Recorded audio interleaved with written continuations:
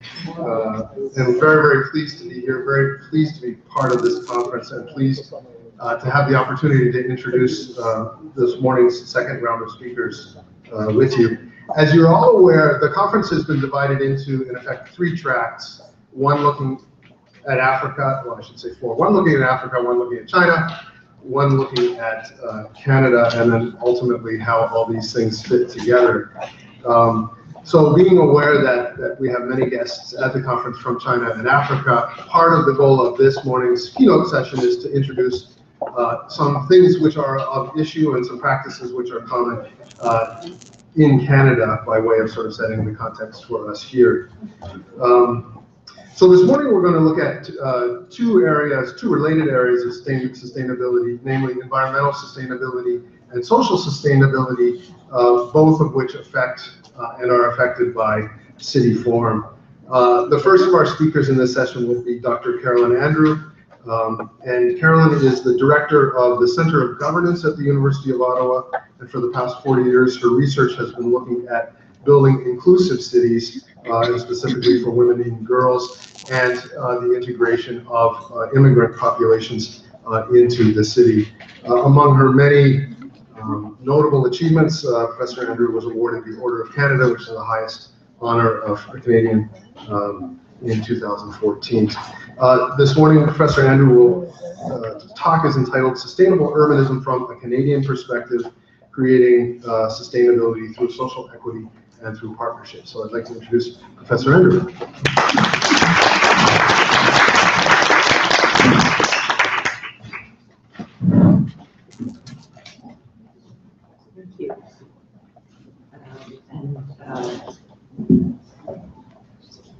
Merci beaucoup de m'avoir invité à cette conférence.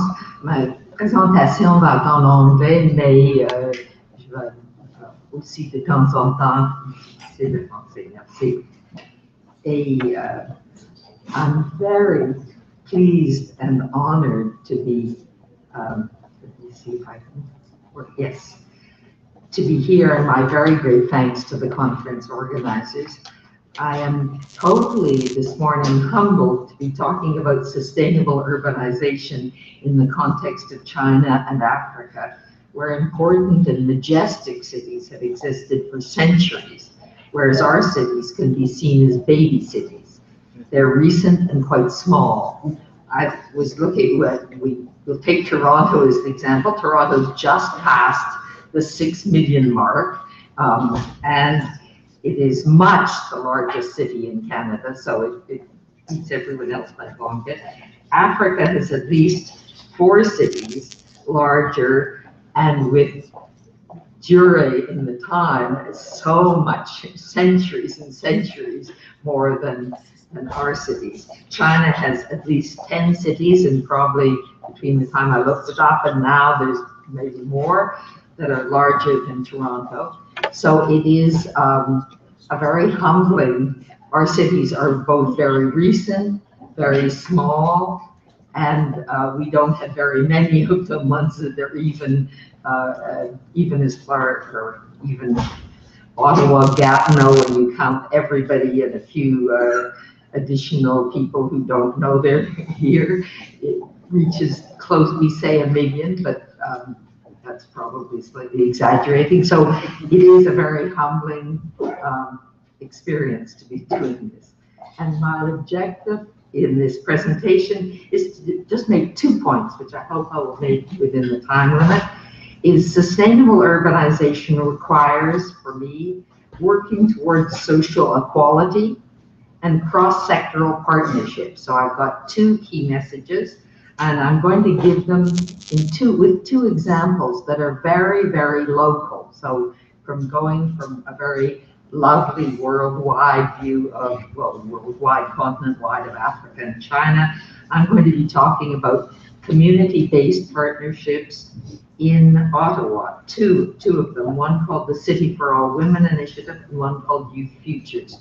And the reason I chose these in sort of methodological reasoning was that I wanted to use very local examples to be able to be very concrete and accurate about the 2 examples. Because, so in order to do that, I took examples that I'm actually involved in, that I know very well, and that I can actually talk to you about what are the partnerships that work in those, how the partnerships work, and how the different players bring what to the different partnerships. So I've deliberately gone extremely local in order to be able to tell you that the way these partnerships and the way the striving for social equality within these partnerships works. In fact, as I want to participate.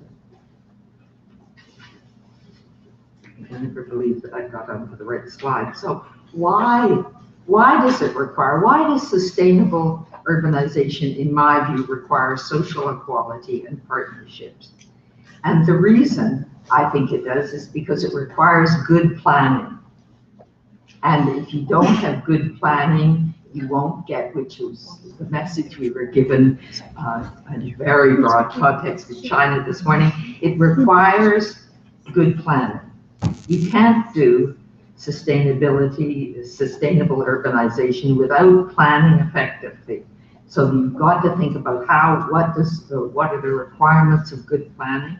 And good planning for me requires social equality and partnerships. Because, and would be my argument, because good planning is successful when all points of view have been taken into account. You have to get every point of view, and so you have to think about who traditionally doesn't get included in good planning. And I would argue that those who are usually not included are those struggling for greater social equality. So you need to think consciously and clearly about how you're going to include those people who are struggling. And though this is not 100% true, but most of the most obvious groups who are struggling for social equality are those marginalized from the normal society. So you have to think about people with less revenue, people who have been excluded from the mainstream. And then you also, so you need those who are struggling to be included, but also you need different points of view. And that's why I would argue that multiple cross-sectoral partnerships are incredibly important, because that brings in an institutional way all kinds of different partners within this